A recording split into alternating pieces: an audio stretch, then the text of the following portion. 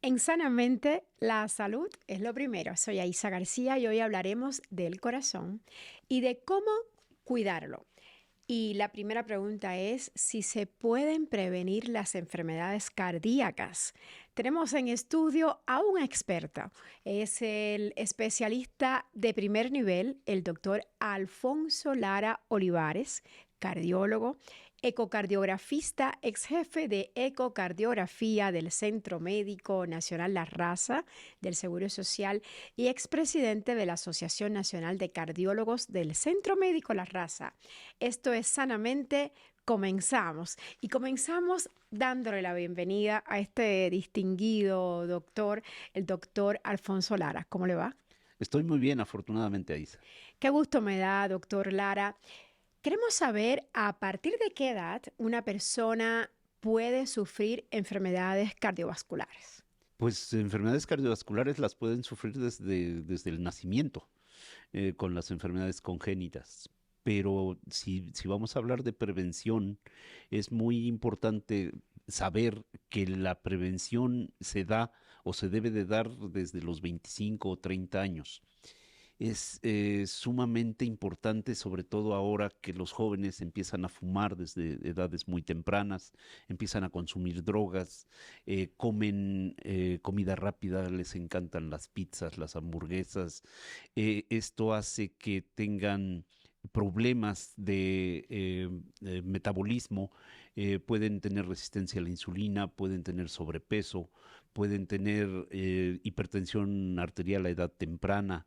Entonces, este tipo de pacientes que no tienen ningún síntoma, no les avisa la enfermedad, pueden tener ya sobre ellos el tabaquismo, la hipertensión, el colesterol alto, los triglicéridos altos, la vida sedentaria, el sobrepeso o la obesidad, y ya son 5 factores que tienen encima y que eso los pueden llevar a un evento cardiovascular temprano y no lo saben. ¿Temprano es a qué edad?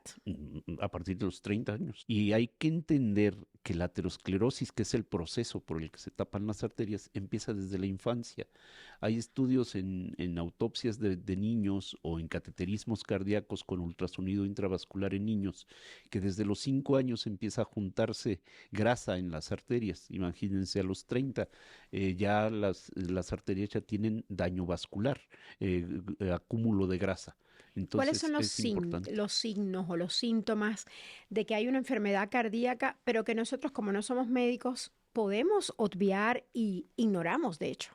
Hay muchos, ¿Hay qué muchos? bueno que me lo preguntas. Sí, realmente hay muchos. Miren, la falta de aire, por ¿Al ejemplo. subir una escalera o al caminar? Al caminar, al subir 4 o 5 escalones que empiecen con falta de aire, lo más común es que lo relacionen con falta de condición física. Pero si es tan poquito el esfuerzo que se ha hecho y ya empieza a tener esa falta de aire, lo mejor es acudir con un médico. Dolor en el brazo izquierdo, dolor en la mandíbula, dolor en el cuello, también son síntomas que pudieran corresponder a un problema real del corazón y que se dejan pasar y se piensa que son debidos a otra cosa, a problemas musculares. Deben de tratarse, de estudiarse y tratarse. Un dolor en la boca del estómago, en el epigastrio, comúnmente van con el médico general o con el gastroenterólogo y se confunde con gastritis y pudiera ser una angina de pecho que nos está hablando de que a la parte inferior del corazón le está faltando sangre. El edema de los miembros inferiores, si se hinchan los 2 pies, pudiera ser una insuficiencia venosa, podrían ir con el angiólogo, pero si el angiólogo encuentra bien las venas, el siguiente paso es ir con el cardiólogo, porque podría ser una insuficiencia cardíaca. Nos llega la primera pregunta a la cuenta de @sanamente_tls, que es la cuenta de nuestro programa de salud, y preguntan si es verdadero o falso que se mueren más jóvenes que los adultos mayores al sufrir un infarto del miocardio. Es completamente cierto. Es cierto. Parece contradictorio. Uno pensaría, es joven, va a resistir más el infarto, pero hay muchos mecanismos que hacen que el joven no esté preparado para tener un infarto. ¿Cuál es, Las, doctor las Lara? personas mayores, el más importante es una situación fisiológica que se da en las personas mayores que van teniendo anginas de pecho, dolorcitos en el pecho, y cada vez que tienen un evento isquémico leve, se va abriendo una arterita. Nuestro organismo es tan sabio que va abriendo nuevos caminos, nuevas arterias, y eso los protege cuando viene el taponamiento de una arteria principal. El adulto mayor tiene muchos caminitos que ha abierto, muchas arterias nuevas que facilitan el que haya buena irrigación sanguínea y el infarto es más pequeño. En cambio, en el joven no, el joven no existe esto y se presenta el infarto y el daño es muy grande. La otra situación interesante es desde el diagnóstico. Uno ve a un joven de 25, 30 años con un dolor en el pecho y las personas que no están bien entrenadas dicen, no, ¿cómo va a ser infarto? Está muy joven para que sea infarto. Y Eso entonces es otro mito. empiezan a estudiarlo por otro lado. Los Eh, jóvenes también pueden Claro infartarse. que pueden infartarse. Otra situación importante, aparte de lo que dijimos ya del tabaquismo, del consumo de drogas que puede llevarlos al infarto temprano, en el joven también hay malformaciones de las arterias coronarias, hay puentes musculares que aplastan a las arterias coronarias, Que en no fin, fueron detectados a tiempo. que no fueron detectados en la infancia y pueden producirles infarto. Entonces, es muy, muy importante tener en cuenta esto y no confiarse por ser joven. Y Eh, cuando te dan arritmias, cuando sientes que el corazón está latiendo muy fuerte, en un adulto eso no es normal, en un niño sí, ¿cierto? No, depende. Rápido sí. Rápido es común en los niños nacen con 140 latidos por minuto y va disminuyendo la frecuencia cardíaca. En la adolescencia ya llega al nivel de los adultos, por ahí entre 60 y 100 latidos por minuto. Si es muy fuerte, si es muy rápida, es taquicardia y puede dar a cualquier edad. Pero hay muchos tipos de arritmia. Puede haber brincos, vuelcos en el corazón, que también los menospreciamos. Los sentimos y decimos, se me va a quitar y no hay problema. Y no, resulta que hay una arritmia ahí y que hace falta saber qué tipo de Hay que arritmia es atenderla. y hay que atenderla, sin duda. Y creo que es un mito el hecho de que dicen, es joven y deportista, no debe tener ningún problema. Ese dolor en el pecho no debe ser algo anormal, digamos. Sí, es justo lo que decía, se subdiagnostica al paciente joven. Se piensa que por ser joven Y y deportista, deportista está inmunizado contra problemas cardíacos y no, nadie está inmunizado nadie está contra inmunizado. problemas cardíacos. Podría tenerlos y presentarlos a edad temprana y aún siendo así de sano. ¿Cuál sería el rango normal de la presión arterial en un adulto y cómo podemos medir la frecuencia cardíaca, que también es importante, ¿no? Tengo entendido, ustedes los médicos la toman por acá muchas veces. Los rangos van así, básicamente van desde 90 sobre 60, que sería el mínimo, hasta 135 sobre 85 en casa. Claro que varía dependiendo del tipo de persona. En jovencitas, por ejemplo, es muy común el 90-60 y les dicen que tiene presión baja y no, este es su límite normal bajo. Tendrían que tener 80-50 o 70-40 para que de verdad dijéramos que tienen presión bajita. Y 135-85 es un buen límite en casa. Las guías americanas dicen que hasta 130-80, pero las guías europeas y las guías mexicanas estamos de acuerdo que por abajo de 140 es normal, pero sí hay un rango de normal alta entre 130 y 139 y de 80 a 89. Es un rango de normalidad, pero de presión tendiendo ya a ser hipertensión, a estar alta. ¿Es malo tener la presión alta, así, por encima de estos rangos que usted dice, pero tener la presión baja es malo o es bueno? Es mejor tender a presión baja. es menos peligrosa Menos peligroso. la presión baja. Condiciona más mareos, condiciona más desmayos, pero la hipertensión condiciona más embolias cerebrales, hemorragias cerebrales, infartos. ¿Qué síntomas, qué señales nos dicen que podemos tener la presión alta? Que nos duela la cabeza, que nos duela acá los ojos, porque a veces no nos damos cuenta que tenemos la presión alta. Desafortunadamente le decimos la asesina silenciosa porque no hay síntomas para la presión alta. Sí, muchas personas son bendecidas, digo yo, porque sí les duele la cabeza y se checan la presión y justo tienen la presión alta. Sí está relacionado. Pero la inmensa mayoría no, o pueden ver lucecitas, o pueden sentirse mareados, o puede doler, se refieren mucho dolor aquí en la parte occipital, pero eso no es común, no es lo común, solo el 5% de la población puede presentar ese tipo de síntomas, es muy poco común que los tengan. En cuanto a lo que me decías de cómo medirla, La pues frecuencia, por lo menos. medir la presión arterial con el baumanómetro, de preferencia que sea de brazo. Los de pulsera son menos exactos y la frecuencia cardíaca actualmente es muy fácil poniéndose un oxímetro que se puso muy de moda con el COVID. Se pone el oxímetro y mide la saturación de oxígeno y la frecuencia cardíaca. Pero los Y clínicos lo hacen claro, por acá. nosotros medimos la Digo, frecuencia cardíaca no todo el mundo tiene un oxímetro a mano. al palpar el pulso, ya sea aquí, el radial o aquí en el cuello. Cuántos latidos por minuto se presentan, cuántas veces se siente el pulso de la arteria por minuto, y esa es la frecuencia cardíaca. Vamos a una breve pausa con esta buena información que nos ha dado y al regreso continuamos hablando de enfermedades cardíacas. Claro que Así sí, que Isa. atentos que vamos a continuar esta plática con el doctor Alfonso Lara Olivares, quien es cardiólogo.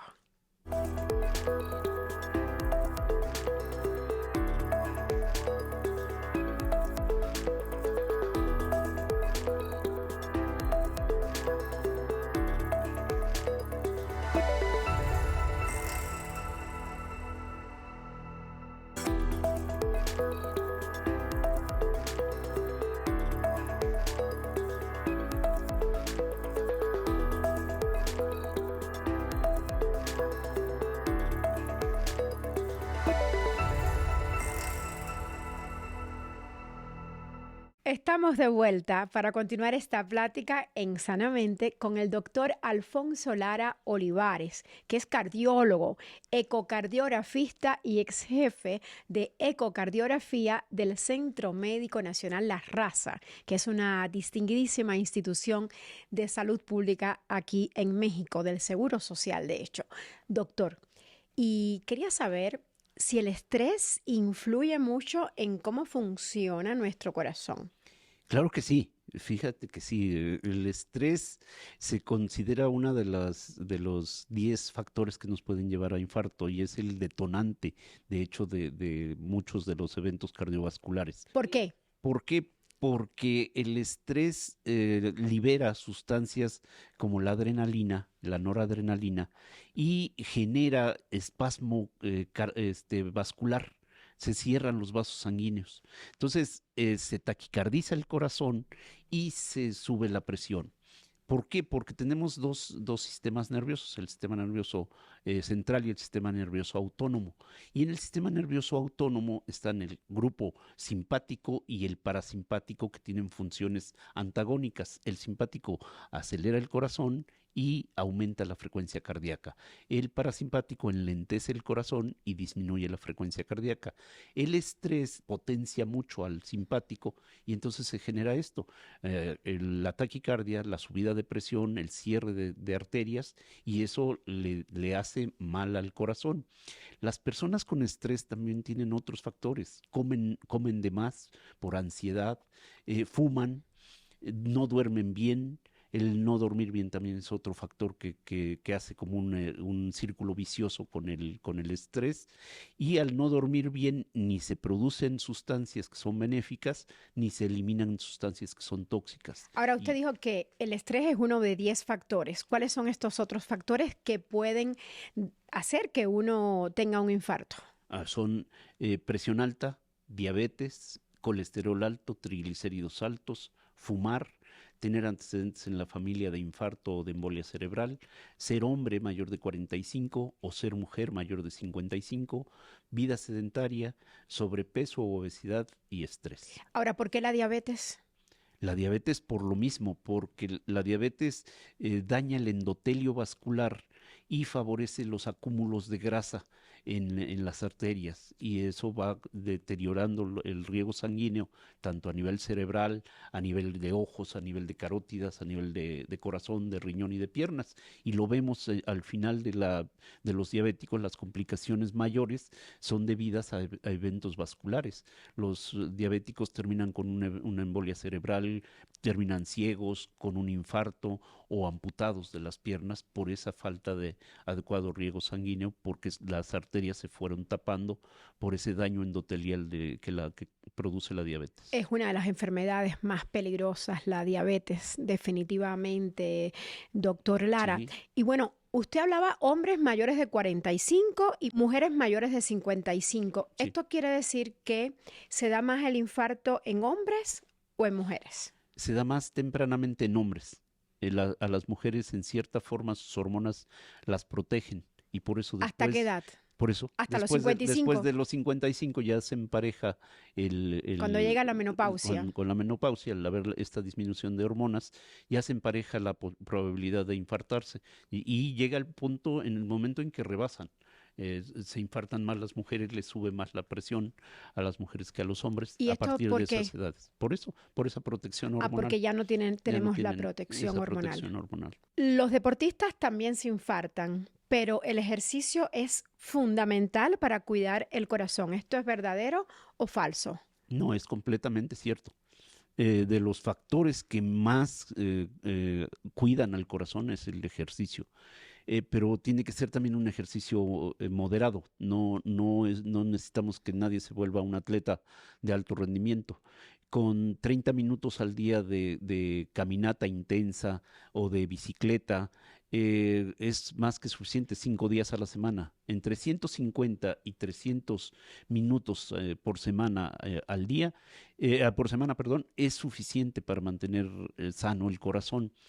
Los ejercicios de fuerza son diferentes. Esos nos proporcionan movilidad y evitan que se pierda masa muscular que con los años se va perdiendo. Y lo vemos en los pacientes ancianos débiles, en los cuales les cuesta mucho trabajo incorporarse porque ya no tienen fuerza en las piernas. Entonces hay que hacer los dos. Hay que hacer Hay que combinado. hacer ejercicio cardiovascular, o sea, Cardiovascular. caminata, y hay que hacer pesa. Pesa, sí, aparatos. Pero hay otro. También se tiene que hacer pilates o yoga de relajación por esto del estrés que decíamos, que afecta tanto al corazón y este tipo de ejercicio relaja a la persona y evita que el estrés favorezca lo que decíamos, el cierre de arterias, la subida de presión. Ahora, las personas con problemas cardíacos ya detectados, que han sufrido un infarto, 2 infartos y hasta 4 infartos, ¿pueden hacer ejercicios de pesa? Deben hacer ejercicio. Si todos estamos obligados a hacer ejercicio, las personas que se infartaron están más obligadas todavía para evitar el siguiente. O sea, el riesgo, una vez que nos infartamos, el riesgo de volvernos a infartar es 10 veces mayor en el primer año después del infarto. ¿Y por qué el ejercicio ayuda? Porque a usted al caminar hace que el corazón trabaje más. Hace que el corazón trabaje más en ese momento, pero después con un ejercicio continuado durante mucho tiempo logra que la frecuencia cardíaca sea menor, que es de lo que se trata. Al final, en el paciente infartado lo que tratamos es que la frecuencia cardíaca esté bajita para que no haya tanta necesidad de oxígeno en ese corazón y al no haber tanta frecuencia cardíaca no se requiere tanto riego sanguíneo que está obstruido porque tienen las arterias coronarias dañadas. ¿Es verdadero o falso que dormir poco afecta al corazón? Es verdadero. Es verdadero. El dormir poco lo afecta de varias formas. Y no solo la cantidad, también la calidad de sueño. Dormir poco, ya decía yo, previamente dije que si dormimos menos de 8 horas, no producimos las sustancias necesarias para funcionar bien al día siguiente y no eliminamos sustancias tóxicas que pueden hacernos mal a nivel cardíaco. Pero la calidad del sueño también influye, no solo son las 8 horas. ¿De qué sirve que una persona esté durmiendo 8 horas si está roncando y si deja de roncar, tiene apnea, se llama síndrome de apnea obstructiva del sueño, cuando el paciente está roncando y de repente deja de roncar? En ese tiempo en el que deja de roncar, ni está respirando ni está roncando, no está entrando oxígeno. Y el oxígeno es vital para el cerebro y para el corazón. Ese tipo de personas tienen mayor riesgo de presentar un infarto del miocardio por esa falta de oxígeno. Entonces, no es solo la cantidad de sueño, también es la calidad del sueño. ¿Eso tiene que ver con que muchas personas sufren infarto mientras duermen? Sí, tiene que ver, pero es todo. A partir de las 3 de la mañana se generan sustancias como estas que ya hemos dicho, como la adrenalina, que hacen que suba la presión arterial. Y entonces, entre las 3 y las 10 de la mañana es cuando más se dan los infartos del miocardio por liberación de sustancias y por situaciones así anormales del sueño. ¿Hay alimentos que dañan al corazón? Sí, claro, ¿Cuáles, doctor claro, Lara? hay todos los que contengan grasas trans, que son unas grasas en todos los productos industrializados.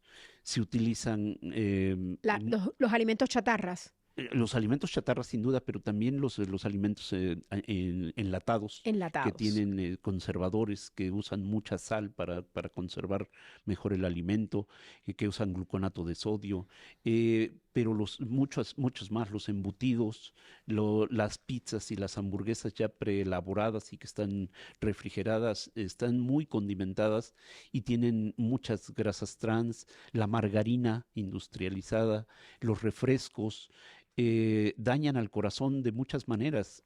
¿Los refrescos de qué manera lo dañan? Lo dañan porque aumentan la glucosa, hacen resistencia a la insulina, crean obesidad abdominal. Esa obesidad abdominal está relacionada con grasa pericardíaca que puede aumentar los niveles de colesterol en el corazón y favorecer un infarto. Pero hay alimentos que ayudan a cuidar las arterias y a que el corazón funcione mejor. Claro que los hay. ¿Cuáles, La, doctor Lara? frutas secas, todo lo que son nueces, pistaches, almendras, avellanas, cacahuates, incluso pepitas, todos los que contengan aceite vegetal son muy buenos para el corazón, contienen omega 3, que es magnífico. Los vegetales, evidentemente, los vegetales contienen fibra que nos hacen que al final de cuentas disminuyan un poco por ahí los triglicéridos, nos hacen menos alterado el metabolismo del paciente. Entonces, hay dietas como la dieta mediterránea que es muy sana, basada mucho en eso, en ensaladas y en frutos secos, consumo de carne, los pescados, los pescados grasosos como el salmón, como el atún, como las sardinas, que son baratas, son económicas, son muy sabrosas y son muy buenas, muy ricas en aceites omegas, son muy sanos para el corazón. Hay muchos mitos sobre el café y su relación con el corazón. ¿Usted qué nos dicen? ¿Es bueno tomar café para el corazón o como nos acelera un poquito, es malo? ¿Cómo entender la relación entre café y nuestro corazón? Ok, hay controversia. Hasta hace relativamente poco tiempo decíamos que era malo, de plano era malo para el corazón. Hay estudios recientes donde se ha demostrado que no. Hay un metaanálisis del 2022 que demuestra que no es malo para el corazón. Lo que hay que aclarar aquí es qué es bueno y qué es malo. Es bueno para las personas sanas, que no tienen arritmias, que no tienen nada. Es bueno que tomen entre 1 y 3 tazas de café al día, pero si se pasan de 4, empiezan a poder tener algún problema Arritmias. cardiovascular, sobre todo ¿Y arritmias. sube la presión cuando tomas mucho café? Sí, también al hacer taquicardia puede subir la presión arterial. Gracias, doctor Lara, por estas recomendaciones tan claras y precisas sobre cómo cuidar nuestro corazón para así evitar una enfermedad cardiovascular. Gracias a usted por la invitación, Aisa, y gracias al público por la atención. Esperemos no haberlos aburrido. No, Creo que lo tenemos que invitar de nuevo para hablar de otros temas, porque hay muchos problemas del corazón y debemos conocer cómo cuidarlo, ¿cierto? Cierto, mucho, quedó mucho en el tintero. Quedó mucho en el tintero, así que ya está la invitación sobre la mesa. Y es que cada decisión que tomamos hoy va a tener un impacto en el bienestar de nuestro corazón. De ahí la importancia de las recomendaciones que nos daba el doctor Lara. El primer paso para cuidar la salud cardiovascular, él nos lo ha dicho, es ser consciente de su importancia. Espero que el programa de hoy haya resultado de su interés y que su día siga siendo maravilloso. Soy Aisa García y lo veo aquí la próxima semana en Sanamente, donde la salud física y mental es lo primero. Hasta la próxima.